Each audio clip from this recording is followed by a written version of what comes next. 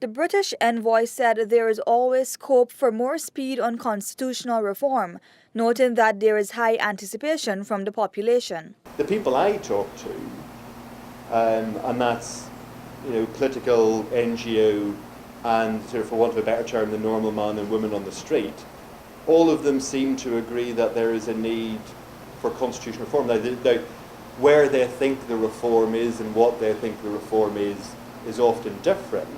But I think the overall view is it is time to look again at what the Constitution says on the basis of the past experience over the last sort of 15, 20 years of the current Constitution. Commenting on the slow progress made, however, Quinn noted that the government alone cannot be held responsible. Constitutional reform can't take place without 66% of a parliamentary vote, and the government's only got a one-seat majority. So this is something which both the main political parties need to push ahead with. I think we would have liked to have seen more have happened by now.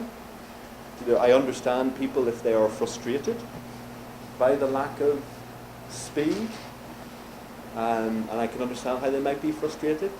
But as I say, it's not just one individual or one group of individuals who should or can be held responsible for the lack of progress. Everybody, if enough people say it's important enough, then it will happen. The UK government, in collaboration with the Carter Centre, hosted a public symposium earlier this year to sensitize the populace on constitutional reform. Quinn noted that though not much progress has been made at the level of policymakers, he is satisfied with the feedback from the ordinary men of society. And that I think that it in a way that happened because you still see constitutional reform discussed on the letters pages and more broadly within the system.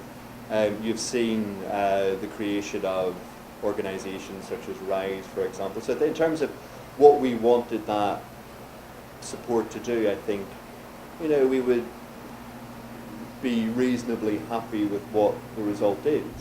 But the fact of the matter is, not just now, but the fact of the matter is, constitutional reform has to be a process which is led by Guyana.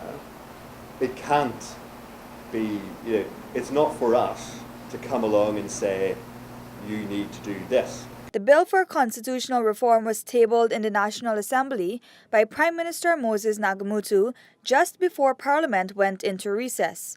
Davina Samaru, Newsroom.